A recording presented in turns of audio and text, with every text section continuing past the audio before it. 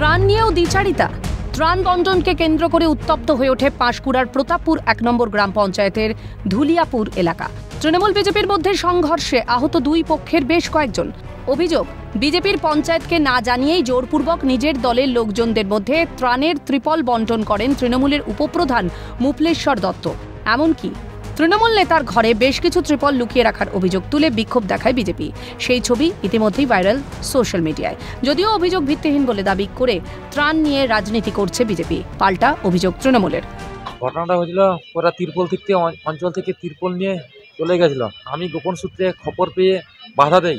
প্রথমে হুস্তাহুস্তি হয়, তারপরে ওরা তিরপল নিয়ে চলে যায়। আমি আমার লোকজন নিয়ে যেখানে ওরা তিরপলটা জমায়েত করে সেখানে যাই। তারপরে হুস্তাহুস্তি ঠেলাঠেলি করে আমার ছাতিয়ে একটু আঘাত লেগেছে, আমার তাই যন্ত্রণা হচ্ছে ছাতিটি। তিরপলটা কোথায় জমায়েত করেছে? তিরপলটা এক টিএমসি নেতার বাড়িতে। মুঘলেশ্বরের নেতৃত্বে কিছু তৃণমূলের হারমাত বাহিনী, যেখানে আমাদের পঞ্চায়েত মেম্বার আছে সুশান্ত ভাই, সেই বুথে গিয়ে নিজের ইচ্ছা মতো যেখানে যেখানে যেই বাড়িগুলো তৃণমূলের বাড়ি, যেই বাড়িগুলোতে কোনো রকমভাবে জল ঢুকেনি, তাদের তিনতলা বাড়ি, তাদের অঢেল পয়সা আছে, একমাত্র তৃণমূল কংগ্রেসের সাপোর্টার বলে তাদেরকে তিরপল বিলি করছিল। অভিযোগটা ভিত্তিহীন।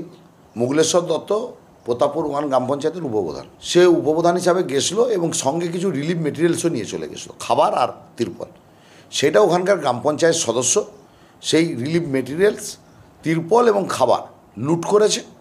মুঘলেশ্বর দত্তও আহত হয়েছে এবং তার সঙ্গে ওখানকার লোকাল মানুষকেও আক্রমণ করেছে। ভারতীয় জনতা পার্টি সরকারি রিলিফকে নিয়ে রাজনীতি করছে। কংসাবতীর বাঁধ ভেঙে জলমগ্ন পাঁশকুড়া। যেদিকে দুচোখ যায় শুধু জল আর জল। বিঘার পর বিঘা চাষের জমি জলের তলায়। ভেঙে পড়েছে বহু কাঁচা বাড়ি। জলবন্দী অবস্থায় রয়েছে বেশ কয়েকটি পরিবার।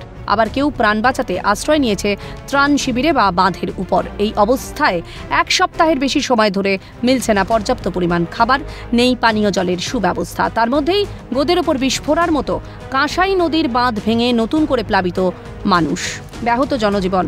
এই পরিস্থিতিতে ত্রাণ বন্টন নিয়ে দ্বিচারিতার অভিযোগ উঠেছে শাসক দলের বিরুদ্ধে। তারই প্রতিবাদ করায় স্থানীয় বিজেপির পঞ্চায়েত সদস্যকে মারধর করা হয় বলে অভিযোগ তৃণমূলের বিরুদ্ধে। শীতলদিন্ডা এবং সুশান্ত এই দুটো পঞ্চায়েত এরিয়াতে পুরো 100% ক্ষতি হয়েছে, কিন্তু মুঘলেশ্বর বাবুর বুথে 100% ক্ষতি হয়নি। তা সত্ত্বেও উনি 350 তিরপল নিয়ে গেছে, আর যেখানে 100% ক্ষতি হয়েছে তারা পেয়েছে 30টা তিরপল। তার একটাই কারণ, এরা শুধুমাত্র ভারতীয় জনতা পার্টির মেম্বার বলেই এদেরকে এই দ্বিচারিতা করেছে পঞ্চায়েত সমিতি এবং পঞ্চায়েতের প্রতাপপুর 1-এর প্রধান সেই প্রতিবাদ করার সময় মুঘলেশ্বরের নেতৃত্বে প্রায় হারমাত বাহিনী আমার পঞ্চায়েত মেম্বার সুশান্ত ভাইকে এবং আরেকজন আমার মহিলা কার্যকর্তাকে অযথাভাবে হেনস্থা করে মারপিট। তৃণমূলের হাতে আক্রান্ত স্থানীয় প্রতাপপুর 1 নম্বর গ্রাম পঞ্চায়েতের বিজেপির পঞ্চায়েত সদস্য সুশান্ত মাইতি এবং অপরদিকে বিজেপির হাতে আক্রান্ত তৃণমূলের উপপ্রধান মুপলেশ্বর দত্ত।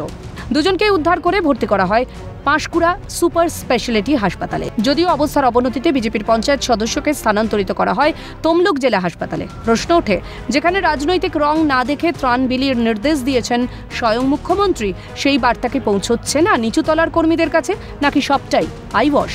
অরুণাভ মান্নার রিপোর্ট, ক্যালকাটা নিউজ।